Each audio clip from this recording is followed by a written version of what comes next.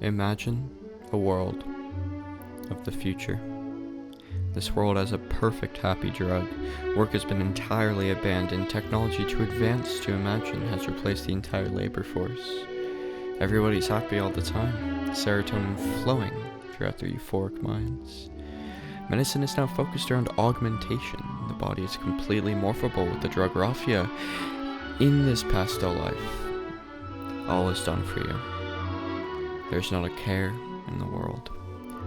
Now, doesn't this sound like a marvelous, non-dystopian utopia that certainly all of us would live in?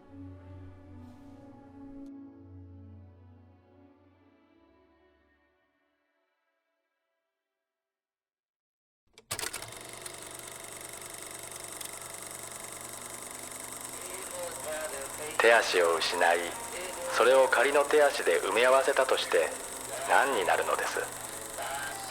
その手で何を握りしめ、その足で何を踏みしめるというのです。わからない。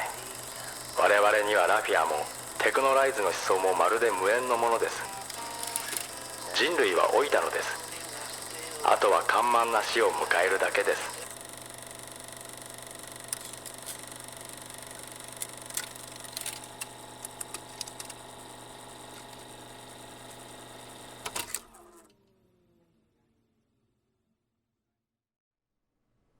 Many, including Technolize, the clip just shown, have played a scenario like this. A world of no pain, a world of peace, of extreme advancement. And what comes of it? Certainly, there will be some people who will thrive in this theoretical society. Some people will live truly happily, and they will continue living. But just the fact that some people choose death over a perfect society implies that maybe it is not the world that is making them unhappy. Then, what makes people happy? Happiness is quite a vague word, so let's narrow it down a little. First off, there's that feeling, or more precisely affect, of pleasure or joy, which I will group together and call hedone, because grace. This is that feeling you get when you eat ice cream, or when Trifonov plays Rachmaninoff's Third Piano Concerto, or when you take drugs. This type of happiness could be considered one of the central motivators for our actions. I play piano because music makes me feel pleasure. I work because when I work, I get money, and money gives me food, and food gives me pleasure. I sleep because when I don't, I lack pleasure. However, society causes a little problem with the motivations of certain tasks. If a task gives pleasure and an intermediate reward, i.e. not pleasure, is given for that task, that will reduce pleasure in the task. This is called the over-justification effect for God knows why. And what's even more fun is that when you take away that intermediate reward, the pleasure does not return. Isn't that just comedic, absolutely jocular?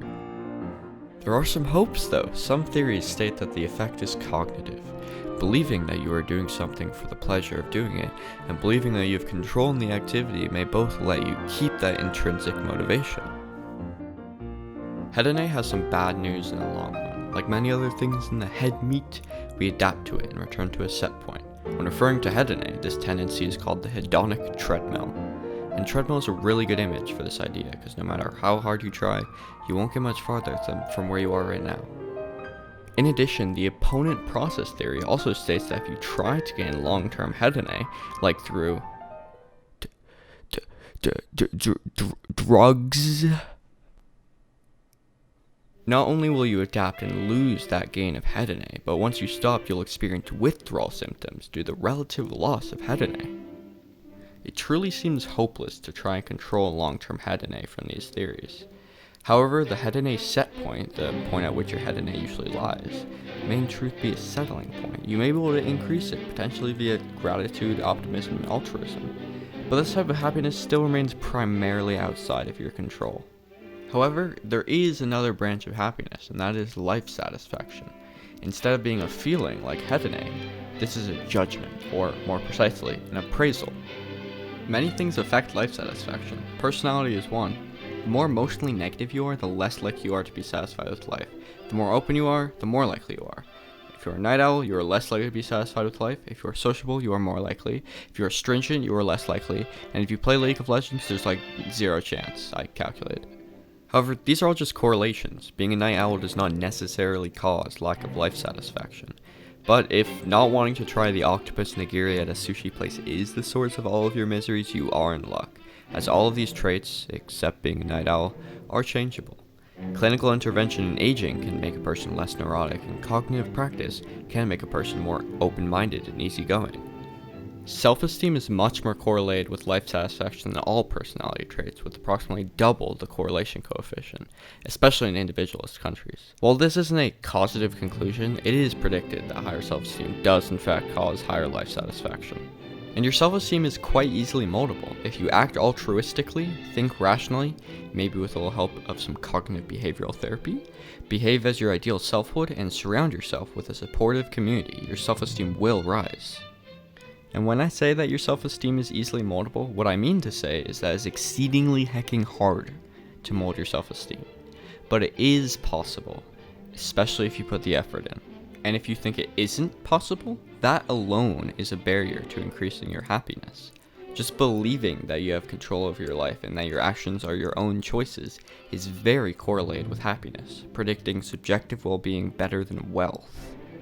Oh, did I just say subjective well-being without defining it? Silly me. Well, subjective well-being is the accumulation of life satisfaction and hedone, except I lied, because it's actually just affect in general instead of hedone, since some negative emotions from happiness, but like, shh, it's okay, you don't have to cry, you don't have to cry, it's okay, shh. When one thinks of happiness, one usually thinks of subjective well-being. Positive psychology focuses on subjective well-being in its task to determine how to reach eudaimonia, which is the ultimate type of happiness that essentially makes life worth living, literally meaning good spirit. Seligman describes 5 factors in reaching this state using the acronym PERMA: positive affect, engagement in life, relationships, meaning, and achievement or mastery. This is a pretty comprehensive list. If I'm asked what makes people happy, these 5 items would suffice well. Okay, I know this is a lot of information, so let's narrow it down specifically to how one can become happier. For the positive emotions, the only things you really can do are change your outlook on circumstances by becoming optimistic and embodying the fact that change takes effort to reduce helplessness and disappointment, and center yourself around your own long-term happiness-producing activities. Not drugs, anything but drugs, for the love of Richard Feynman. No. To achieve the engagement part of happiness, or as Csikszentmihalyi calls it, flow, one needs to find the activities that challenge one at a perfect level, which would require a concentrated exploration of interest and practice until one reaches that fundamental intermingling with the activity that distorts time itself and disintegrates the world around. To achieve relational well-being, reflect on yourself and your relationships, and, if needed, make a conscious effort to try and get in touch with people. Try to do more social events if you need to, and always make sure to be an active listener, as it helps the recipient's self-esteem and thus is basically a mutual benefit. There are many avenues for achieving meaning-related well-being, but it is mainly personal endeavor. Reading more on philosophy and religion and just in general may increase the sense of meaning, as does helping others and being gracious. What is nice about finding meaning is that it boosts self-esteem, thereby potentially increasing effective well-being. And lastly, for achievement well-being, you just gotta do stuff. As long as the result is one you feel you earned, and as long as it has nothing to do with League of Legends, at least like 10 feet away from League of Legends, that will improve your achievement well-being. I guess the only real advice is don't procrastinate, try to be productive in one way or another, and floss?